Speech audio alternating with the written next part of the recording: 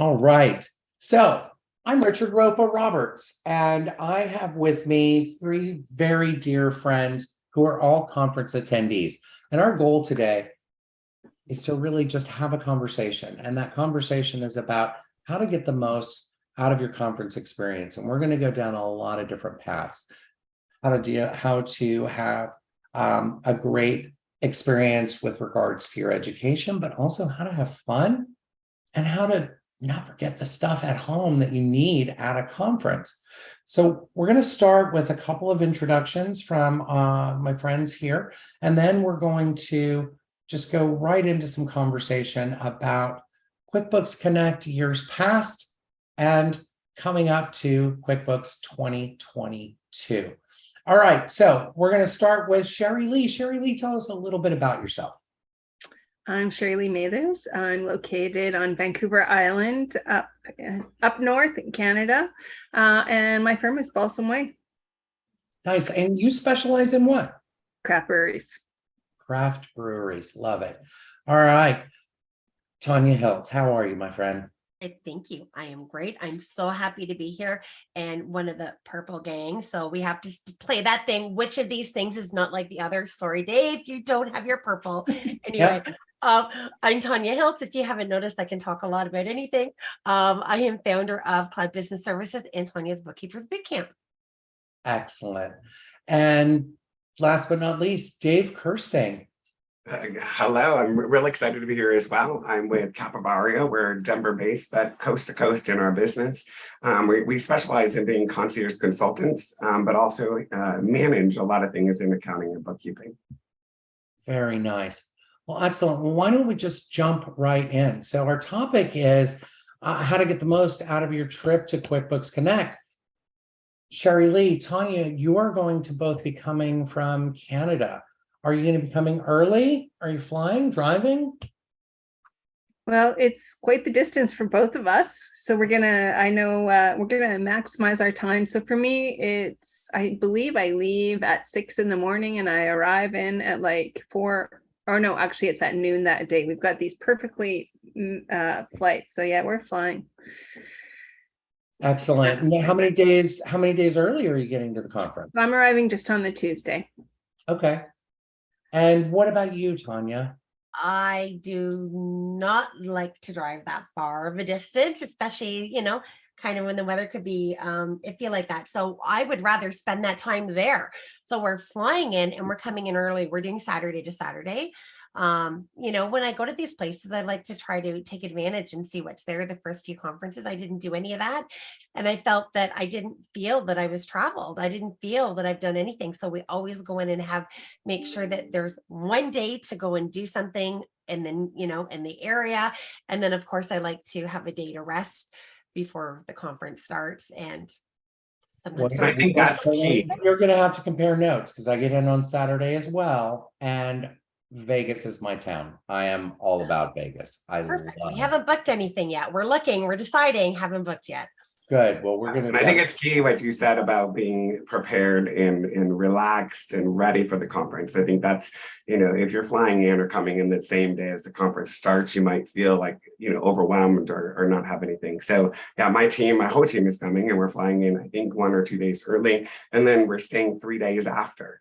To have like a little bit of an enjoyment and family time and go get to do what we want to do. Awesome. That's excellent. We're staying 3 days after as well, because I always have this post-conference crash. Yeah, it's a complete crash and I sleep for like 22 hours straight. And then I wake up and I'm still like jello from rains because I have taken in so much and seen so many people and so many things that I just need that downtime. And I don't even want to consider going home at this point. I want to have that downtime while I'm there in Vegas. So I feel the same way as far as like, oh my gosh, there's just so much that just happened. But I kind of am a little opposite. I'm so energized and I want to change the world after a conference. And so what that post-conference does is kind of lets me breathe and put it into reality and then kind of say what's important on what I learned. Yeah, I like that way of thinking. Yeah, I'd say the conferences recently that I've been to, we've stayed extra in my conference buddy. We do a debrief of what did you see? What was the most important to you? What do you want to implement? What do you think? And it's like, what? I didn't see that. And it's like, okay, so how do we go and get this afterwards? We missed it, get this information or see. So I think the debrief, while it's still in your head, and it's almost like you're doing a download. You mentioned conference buddy. Do you have a standard conference buddy that you go with? Just a few. Anybody who knows me knows you don't find me at a I have somebody, like, I check in with people, or a roommate, but I'm a butterfly, total butterfly at the conferences, but there's always somebody to make sure, are you safe? Have you gotten there? Are you okay? My biggest issue is I have some allergies. So I have been at the conference and I've had an allergic reaction previously, and I've had to have somebody go and then, just checking on me afterwards, making sure I'm okay. Yeah, I think it's generally me, like Andrea or myself are the main two, but yeah. But what she says is true. I have roomed with her so many times and people ask me, have you seen her? And I'm like, no, I'll see her. I know she makes it, back because I see the lump in bed, but that's it, and they're like, but don't you room with her? Like, you just don't understand. She is gone. We see each other in the morning and, a little bit of talk in the morning, sometimes a little bit of talk at night. And then that's it. In between, it's like passing in the hallways and that's it. I think that's the fun part of that's the fun part of a conference, is that you get to be that person that does everything. And I know we just talked about what a debrief looks like and how we debrief from a conference, but what do you have to do before you get there? And so that's kind of what made me think, is like, I set my goals. What am I trying to accomplish at this event? And what are the things my firm or I need? And then post-conference, did I even attach what I thought my goals were? And did I accomplish getting the answers that I needed?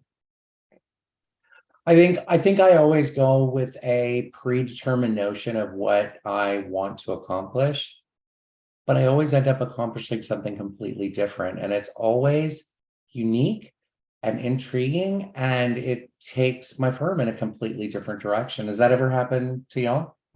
All the time.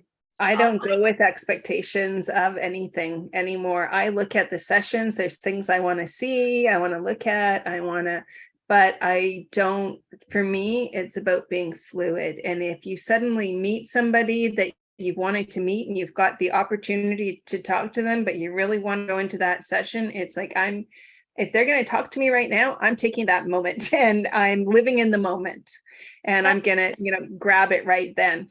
Yeah, that session might be repeated. It might be online. It might be at the next conference, right? So yeah. And you can talk to somebody that was in it. And at the end of the day, while the sessions are very valuable, and I don't want to take away anything from that, it's 1 hour.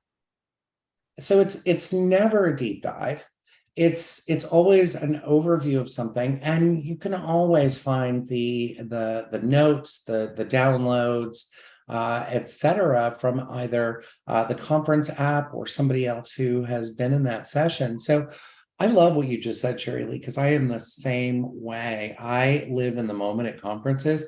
I have no idea what I am going to be doing from minute to minute. Unless I'm speaking, then I know where I need to be. But other than that, I just let the conference happen around me. And I live for those moments that are unplanned, unscripted, and I had no idea they would happen. Those are some of the best connections and relationships I've ever built. My closest friend in the world, I met at a conference. It was pretty late at night, and we were gambling in I was gambling in Las Vegas, and she was behind me cheering me on. And years later, we are still great friends. I talk to Stacy every single day, and I can't imagine my life without her. So conferences have actually changed my life. And I think that's important, to be fluid and have that ability to live in the moment. While at the same time, I do also believe there needs to be some preparedness for what are you trying to accomplish? What is my firm or I need? And what are the sessions or the people or the speakers? What's most valuable to me? And I always say to people, if you're a lover of school like I am, you want to go to every single class. You're booked from beginning to end. And what are you missing? Because you're so booked into this hour, that hour, this hour, versus these are the priorities. These are the important things that I need to do. And then the rest I'll kind of just flow and work with. So I think there's a great combination of what you're saying and what I'm saying on, how to best value the conference. I absolutely believe what you're saying, Dave. It makes perfect sense. I mean, you go in with an expectation of, I want to learn these things, and here's why I'm spending this money to go to this conference. It's just sometimes you get taken out of those moments, and those you have to be fluid with, because sometimes those are some of the greatest things that will ever happen to you in your entire life.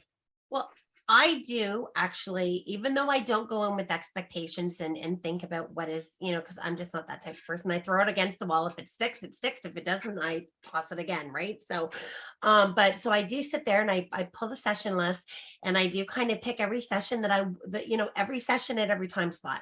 However, anybody who knows me knows that I'm lucky to make it to 2 sessions out of the whole thing.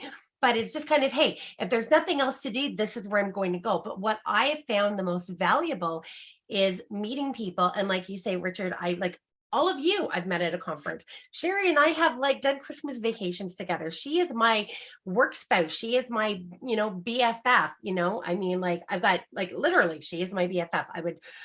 I am her person for anything she would ask me for. And we live opposite sides of the country. We see each other at conferences and, Christmas vacation that one time. And that's it. But we talk almost every single day. And if there is a day that we don't talk, we've either kind of pre-planned it, or if we're really busy, both of us have said at the end of the day that we're like, oh, something missing. We didn't talk. Oh my gosh, is the other person okay? But what I love about meeting people at conferences is sitting down and having business discussions on how they on top of the personal discussions. But I love getting into the business discussions because I find that just one-on-one or a small group of people sitting at a table, I can walk away with so much more. Oh, you do that this way, I do that this way. And we can share back and forth and start to make notes. And I find those have been the biggest things, because there's just a few people we can dig in more than you could at a session. So I find I actually get more from that. And I'm very lucky. I count myself very lucky if I can get one of those every conference. That's what I find that I really, really want to. Sometimes those discussions don't come up because they have to happen naturally, obviously, to be best. But yeah, that's my biggest takeaway that my own personal experience. I met Sherri-Lee in the lobby of the Fairmont Hotel. Tanya, I met you. You were sitting by yourself on a couch. And it was the year that I think it was 2018 or 19. Okay, it was 2018. 2018. And I just walked up and said hello. I knew that you were a nominee for Firm of the Future. And I was just gonna go introduce myself, sat down on the couch. We even took a picture. I posted it last night on Twitter in case you haven't seen it. No, I haven't seen it. I haven't seen it. And we've been friends ever since. So and we've known of each other because Lisa Channel was working with you at that point. Sherri was working with you, but you're right. We hadn't actually physically connected yet. So it was fantastic and nice. So what's the one thing that's going to be in your suitcase that you can't live without at a conference? Peppermint foot cream and compression stockings. Oh, that's a perfect answer. And mine also have to do with the feet. For me, it's blister pads. Yeah. Comfortable shoes. Because anybody who knows me, and I say it almost every year, don't wear new shoes to a conference. And what do I do every year? I buy new shoes for the conference. And then I walk around my house wearing shorts and dress shoes around the house to try to break them in. And I'm like, oh, these are comfortable. It'll be fine. I get to the conference and I have already walked 10,000 steps before 9 a.m. And I end up with giant blisters on my feet. And so my feet are just covered in blister pads by the end of the conference. So yeah, nobody wants to see my feet at the end. Comfort, comfort, comfort. Yeah. Wear comfortable clothing, wear comfortable shoes. You need to be comfortable while you're maneuvering through all the things that are happening. And I think that's the most important. I think that the second one is, making sure that you're staying hydrated. You are coming from a different location in the country, and you may not know that Vegas is hot. Even if it's not hot, it might just be really dry and you might need extra water. You're talking more, so your vocal cords need more water. So bringing that with you so that you're not having to constantly remember or buy something that you can refill is key. Either that, or you will almost always have a vendor that has the cups. So if Yeah. I've lost one of our cups. I actually do that all the time. I put it down and walk away and forget about it. So I'm like, all right, you always have to know who's the vendor with the lip gloss or the chapstick. Chapstick, yes. Licio has the EOS ones, which are great. Who's got the water and who's got the hand sanitizer. And who's got the munchies? Because the one thing that I find I have to take to a conference is some protein bars. I am very particular as to what I Bingo. can eat. Yeah. And so at least if I take some protein bars, I know, because there was, the 1 year at Connect, I think it was the last one I went through, and normally I'm good as long as there's fruit, vegetables, I can have that. But the problem is they actually had salad dressing on the salads, and I'm like, I can't even pick out. So, So worst case scenario, I'm like, I've got a protein bar or, something, in my bag, or again, scope out which vendors. There's usually vendors that will have something good. If you don't, I do the same exact thing. I have a protein bar always. I also have little packets of peanut butter for very, very quick. I don't want to, have a whole protein bar or whatever, but I need a protein infusion. I will absolutely have one of the little Skippy creamy natural peanut butter packets, because those are just like instantaneous protein. It's wonderful. And as I always say, I'm like the official, not official spokesperson for Drip Drip Drop. Drop. Drip drops. Drip Drop is Yeah. so amazing to add to your water, get to the electrolytes. It helps. It helps just function. It helps you, just. And they laugh. taste so good, because Dave gave me some. He's like, nope, I always go along with these. I now have, we can't get them in in nice big packages up here in Canada. So I have ordered them in bulk in these great big things. So I think I ordered 6-pack, like 6 of each, 2 of each of my favorite flavors, and they're sitting up here. And so I have the Mios, the liquid, for when I'm here. But of course, it's not easy if you're going on a plane. I can't travel with these. So I've got the Drip Drops in my wallet constantly. They're in my conference backpack. So if I forget to pack them, like my conference backpack right now has beef jerky, protein bars, and Drip Drops. So if I what forget I'm anything hearing else, is I can get it there. very important to drink and eat at conferences as you're going.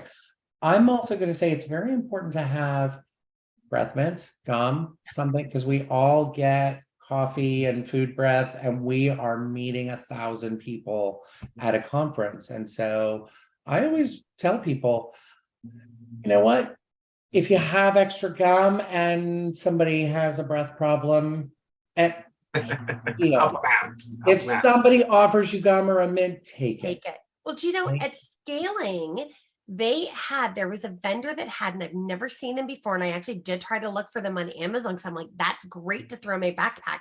Little tiny single use toothbrushes with a little bit of toothpaste on it. So Yes. that way, if you don't have the gum or whatever, and I always travel with gum because of, when you hit the planes, but you're right. If you forget it, you've got something like that, you can always run to the washroom and just a little single, the toothbrush. I always have a toothbrush and the toothpaste thing. So you'll see me in the bathroom. I'm always brushing my teeth because I can't stand. Yeah. Same. And I got no problems. People are in there combing their hairs and whenever, I'm brushing my teeth. Yep. You're right. Coffee breath is the worst. I don't drink coffee, so it's even worse for me when people drink Oh, coffee. I always have a cup of coffee.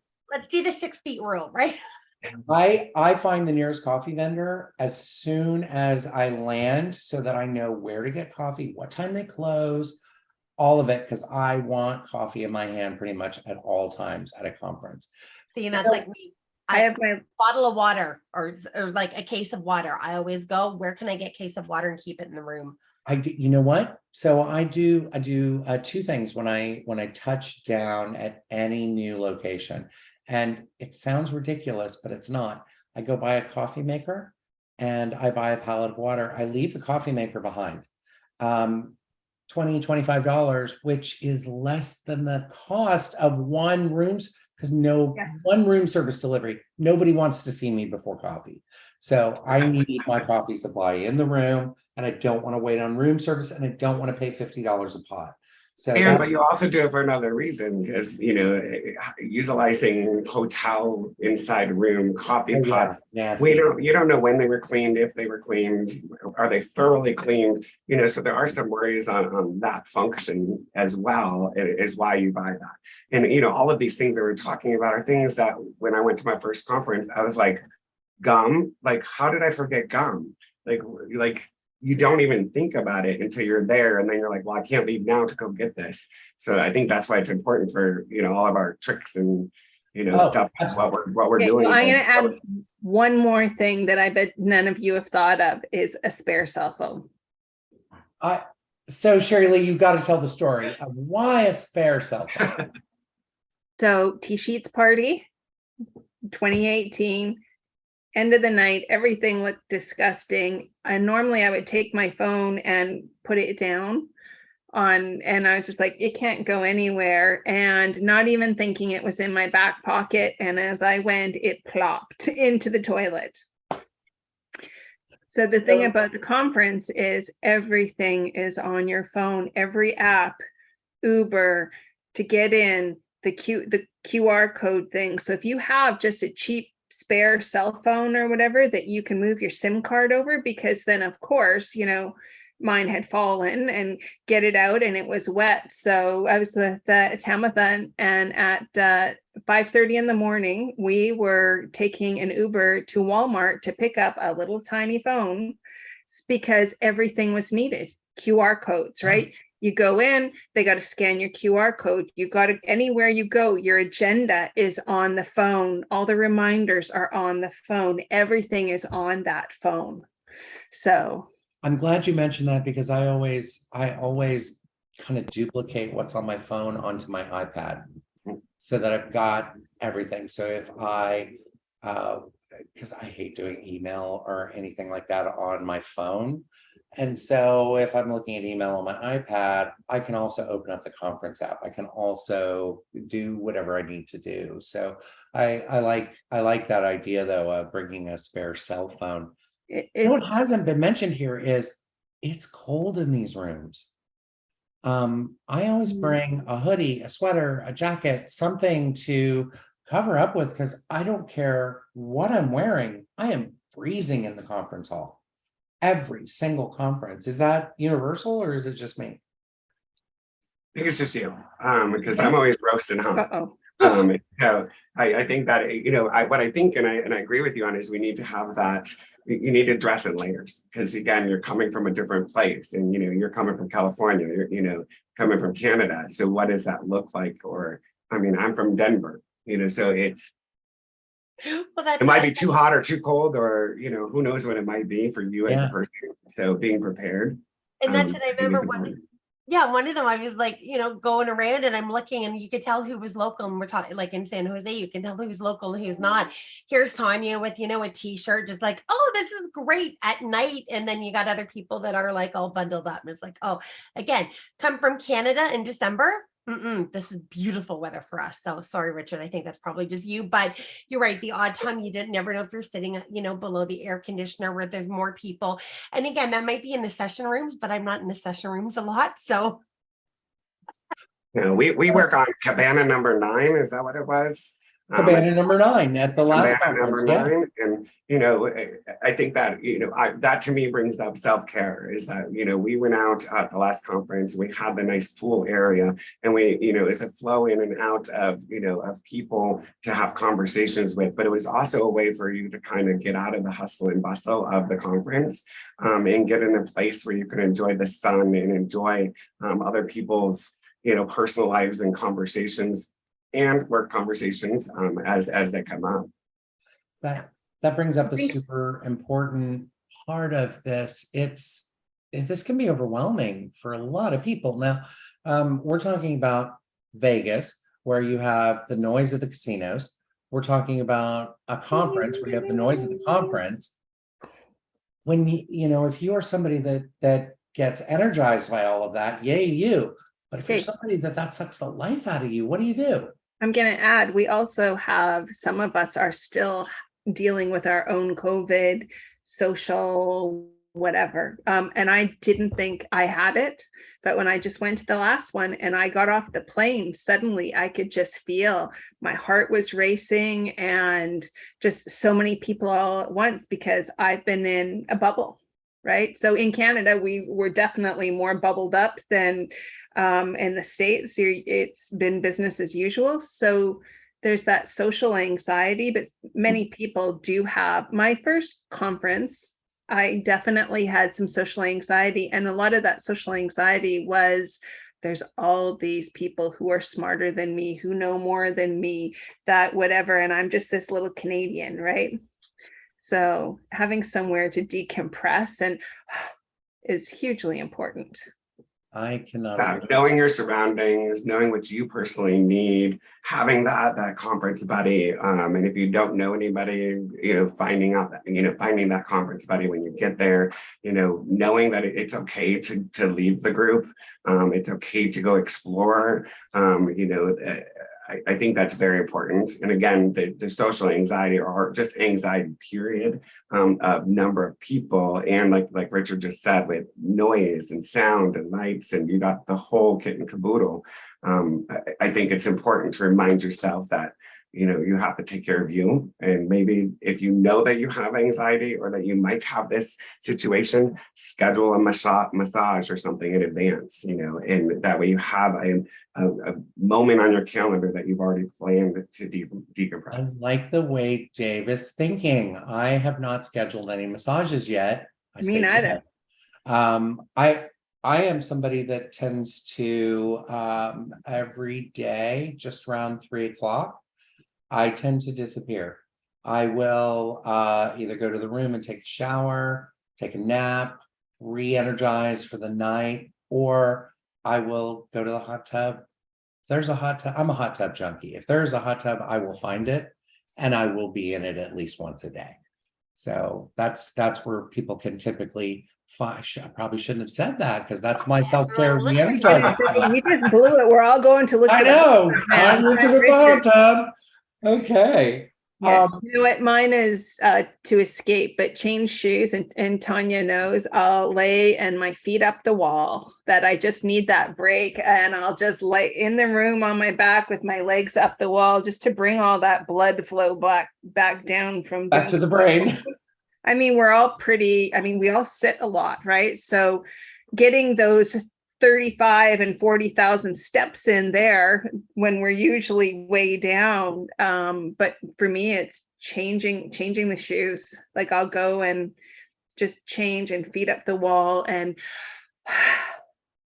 recharge my phone. Oh, yes. Okay. So that's another thing that I always make sure that I have. I always have. So my day-to-day on my phone, I don't have a battery pack, but at a conference, I have a battery pack on the phone.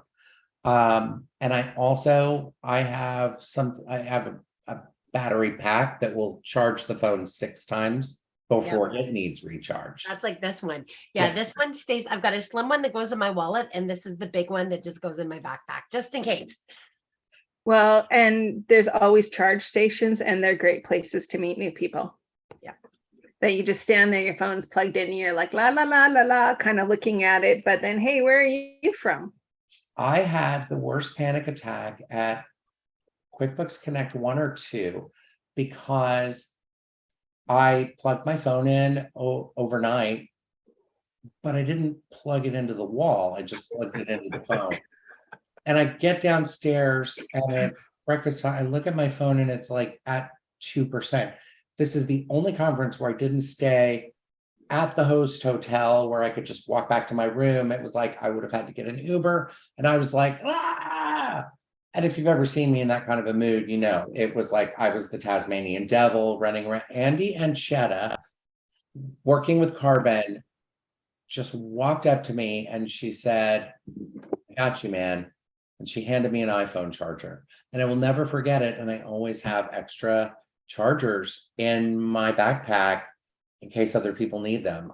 Because Pay it somebody else forward. can do the same thing. Yeah. And many times I have seen somebody in that panic. I always love watching the people go into the session rooms, like the ones that are really scrappy, and try to get in there first so they can get next to the plug, so they can plug their laptop in. Oh, I've never I even can thought plug of two that. in. So I can share already. So if somebody comes up, it's like, yep, we've got two, and I've got two really long cords, so you don't have to be side by side, and you can still be using it if you really Yeah. want. I mean, how nice is that? I mean, Tanya, that is so nice. You're not only taking care of you, but you're also helping somebody that might be new, that might have missed our little points, and now needs some help. I mean, again, that's what this community is about, is all being collaborative and together and understanding and human. And I think that's important, you know, for all of us to be. So it's really exciting. And Richard, you just mentioned something that I feel like is important to talk about, which is host hotel versus other things to stay at, whether it be you have friends or Airbnb or just another hotel. Why does somebody feel like they have to stay at the host hotel, or why should they stay at the host hotel if they can versus exploring other options? I tend to stay at the host hotel mostly for convenience. I want to be able to get up. I want to be able to come downstairs and be at the conference, not have a big walk. You know, in years past, QuickBooks Connect, the host hotel that was connected was not my favorite hotel. I stayed there the first year. And from that point forward, I was like, I'll make the walk. I stayed at the Fairmont after that, which is a couple of block walk. But it was also the cool guy hotel. It was I was going all to the say cool the kids in there. Fairmont. Anybody knows the Fairmont, the lobby is where everything happens. So you miss out on everything, and you miss out on those connections on there. Other than that, I'm like you, Richard. I will stay in the hotel that's connected. I do it for different reasons. I have a thing about public washrooms. So I do not like public washrooms unless I absolutely have no other choice. Otherwise, I like to be able to go back and do that. Again, if I want to decompress in my room or just something, you know, I just find it much more convenient. It makes the 3 o'clock disappearing easier too, when I know I can just go. Or let's say I'm wearing white and I end up, you know, spilling mustard, because I will if I'm wearing a white shirt, mustard. So again, you can go back, change it. But not only that, there's if you're carrying things. So if you're carrying either stuff you've picked up, swag, or you've got your own thing, you know, bag, you want to be able to drop it off real quickly. That's why I like it, because I don't like being a pack rat and carrying a whole bunch of things. Yeah, Sherri's everywhere. She's just But that brings us back to our point. What if I'm a super anxious person, and being in the host hotel is going to be the busiest hotel, and the elevators back and forth, the people coming and going. Being in a different hotel or in an Airbnb situation might work better for you. And so, you know, have that in your mind of, what does this look like? But it also could be, hey, we're doubling up this conference with a family vacation, you know, like some of my team members are doing. So they're going to get, you know, an Airbnb with the pool, or, you know, whatever, so that it can be, this is where the kids are having, you know, their day while I'm in the conference. So, you know, there's lots of different reasons for host hotel or other. And I just want to make that point that, you know, you don't feel left out because you're not at the host hotel. And only you can decide. And only you can decide. And if you're not at the host hotel, make friends with somebody who is at the host hotel, so you can drop stuff off in their room and use the room for that convenience and grab it at the end of the day. I mean, like us, we decided this year because with Vegas and bringing family members, we actually just got a suite. So there will be certain times that it'll be like, hey, pizza, if there's nothing else going on, pizza and drinks up in Tanya's suite, because it's a great big corner suite. But we did that for a reason. And there's a ton of people that I've said to them, it's funny, you hear my husband going, stop telling people that. And I'm like, you just don't know what it's like at conference. This is what we do. You don't like it, don't come, or that's a good reason. And there's a bedroom where you can shut the door and ignore everything else in the living room, dining room area. But it's people can come and they can drop, and we constantly do that. Just give people the keys. So you're right. If you're staying offside and these things are an issue to you, make friends with somebody in the hotel. Boom, problem solved. So a whole other thing you may want to consider, we're in Vegas, is lockers. I have seen them in Vegas, a locker that if you do have a bunch of things, you can put your stuff in the locker and go about, not have to carry it and go back. I can't remember what hotel, but I thought, oh, geez, this is great. Like if you have a backpack, if you're staying in an Airbnb and you bring a backpack, if you want to change your clothes or you want to, have something extra, you can put that in a locker. And then, Richard, why you got your mouth I've open? never seen this. This is fascinating. I It's love it. Vegas. It's Vegas. Of course, there's those. Of course, there would be lockers. Yeah. Yeah. Okay, so you're bringing up also carrying stuff around at the conference. Do you guys carry laptops with you to sessions? This is my conference laptop. I take my big laptop, which stays up in my room in case I've got to do some work or anything a little bit more. This is my little one because I can't do the work on my phone. So this is really easy. It fits in. I had an iPad before that. I just found that when I got the case that I liked, it was heavier. So this is really the only time I use it. Yeah. I So only have my laptop. It stays in the room. I do on my phone, and I'll be perfectly honest, I use the recording app if there's things I want or things I need to remember. Yeah. And I'm terrible with people's names. It's like hit the recording app and make sure you send something to or follow up on this. You met them at, because business cards don't happen. Whereas I can hit the record button on my phone. Don't forget to contact so-and-so from here. You met them at this, about that, because you meet so many people, you get people confused. yeah. I have a great system of dealing with business cards because I have the same problem. It's like, who do I want to follow back up with? Who do I not want to follow back up with? Who is somebody that I'm never going to connect with? To me, it's all about which corner I fold on the business card. And it also indicates level of severity. So somebody I want to connect with the next day, right after the conference, they're getting the upper right-hand corner just slightly folded down. And somebody I don't want to talk to, they're on the left side, getting the lower corner folded down. But that doesn't happen very often. But that way I know exactly who to reach back out to, and I don't have to think about it again. For those of you that are buying business cards for the conference, do everybody a favor and don't get the kinds with the waxy finish on them, because everybody wants to write a note or give themselves a little reminder of who you are, or say, I want to contact you next week, and they can't if you have those weird waxy cards. So yeah, don't do that. I say download an app. I think of, I've Yeah, spent that was a money. little old school to me, wasn't it? I was going to say, I have bought business cards before and I still have them because it's, Right. where are you? And I mean, I'll use Twitter. Yep. What's your Twitter? Are you on Twitter? What's your Twitter handle? Oh, okay. And I'll like, hey, and either use Twitter, or like I said, I will just make a quick record to myself, or what's your email or whatever. And I'll just do it right then and there. So we've got just a few more minutes before we're gonna call this great conversation to a close, but I want to ask you about the vendor hall. So the vendor hall can be very, very, very overwhelming for so many people. There's usually 100 or more vendors in there. How do you make sense of it all? What do you guys do in the vendor hall?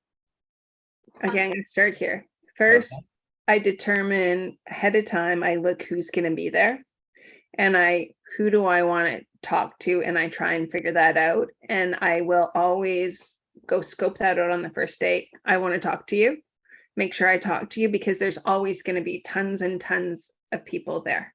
Right. So I do that, but then it's also sitting in those conversations, like Tanya says, you talk about solving something and they're like, hey, did you see that, so-and-so is doing this with their app now? No, I didn't. And then and suddenly it's like, okay, I got to go boogie over there. You always see the ones that are near the food. Agreed. Yes, absolutely. Agreed. And I'm like Sherri, as I take a look and I determine who do I want to know more about, because I can connect with them anytime. The ones that I know about, I like to go by and say hi, but let them use their time, with other people that don't know about them yet. So who do I want to know a little bit more about? And I will go, and it's funny because the ones I'm more interested in, I actually don't stay long. I make a connection, I get a card, and I'd be like, okay, we're going to follow up, because I already know what I want. I know it's going to take a while, and let them use something else. If there's an app that I didn't plan on really finding out a lot about or catching by, if they catch my attention, and then I'm like, oh, this is interesting, so then I will stay a little bit longer until I decide, do I want to connect with them outside of here or not? Because again, I want to try to respect their time to try to connect with as many people as they can as well. And for me, I like to plan ahead because I'm a super planner. So I need to know, like, what is my problem that I'm trying to find a solution for, and what app might be out there that helps me solve that problem. So I'm going to do a bunch of pre-research before I get there. But I now know that I want to go to those places, so I may not need to go to those places anymore because I've already done my pre-research. And so, like Tanya said, it's a touch and go. It's a in and out. I want to talk to you. Let's schedule a time. Here's some specific questions. But I also am somebody that loves shopping. And so when you go through a mall, you go to every store because you love shopping. And I feel like you need to kind of have that ability to understand that this is like going shopping. It is a bunch of shiny objects that you may not even heard of this app before. And you might want to go engage. And a lot of what you're engaging in isn't necessarily the app, but the relationship you're going to have with the app. And how do they fit within your core culture as well? Is it overwhelming? Absolutely. But here's what Tanya, I think, just said and made it very clear with what she was saying is, I own my QR code. I own that whether I can give that vendor my information to follow up with me or not. And that's very key. If you're not interested or this isn't right for you, you can hold that information. You don't have to provide it to them. Yeah. And they have QR codes as well that we can scan. Yeah. So if you don't, what was that booth that did such and such? But I have gone with specific purpose. Like Dave said, I went the year we met Richard with the sole purpose of being a Canadian coming and looking for inventory and trying to determine, okay, so for us as Canadians, we have a little bit different. So historically, we've all kind of teamed up in a way and hit the apps of, that's a really cool app. Tell them they need to come to Canada.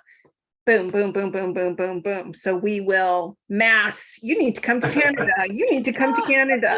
Canadians come with our own separate plan, right? So yeah, we all kind of have that bit of agenda, but absolutely. I think there's looking at that. There's the QR code, there's that, but there is also the apps that have really cool swag. And the one thing you have to determine what size suitcase you're taking. So it costs me $50 to check my luggage. With luggage being checked these days, like I have gone in the past and come home my very first conference with a completely full bag and stuff I never used. Right. And so now, when I'm going, I'm still determining whether I'm doing a carry-on or not. If I'm doing a carry-on, I'm being really selective because, am I actually going to use this? Yes or no? And I think some of the best ones are the ones you don't even think about for getting swag and visiting a booth. So as somebody who, and I've got a little bit different of a perspective, I'm somebody who has represented apps in the vendor hall for many years. And there's a couple of quick things that I think everybody should be in tune with. Don't waste a vendor's time if you're really not interested in their app, but you are interested in their swag. Because guess what? Here's the secret that you don't know. They have to take it home and they don't want to. They don't want to take it home. No, Exactly. they don't want to pack it back up. They don't want to go to the FedEx store. They just want to give it away. So be honest with them. Tell them, I'm never going to use this app, but I really love that thing that you've got there. But here's what I'm also going to say. If you're going to do that, give them a shout out. Thank them on social media, follow their page. They're there to get your attention. Their swag got your attention enough, so give them a shout out. Repay the favor, because that piece of swag cost them. So, You know what? T-sheets. I forgot my pajamas one year and I got 2 t-shirts to use as pajamas because it was like those were the best. And it's like the and I've seen people, as Tanya said, spill on them and go Yep. get a t-shirt and suddenly they're a walking billboard. Yep, they are here. But here's the other thing. Most people take those shirts, they wear them at the gym, they wear them to bed at their house. That's why that social shout out is so important for those vendors. Yeah. Okay, I do want to keep us on time. This has been an amazing conversation. We could have talked for hours about our conference experience, but before we end, I just want to, what are you most looking forward to at QB Connect 22? Sherri-Lee. Serena Williams. I loved Mindy Kaling a few years ago. Just all the struggles and everything she went to. I want to see Serena Williams. And what about you, Tanya? You know what? It's seeing people like you guys. It's seeing people that are, my friends and, that I've met at conference that I only see at conferences.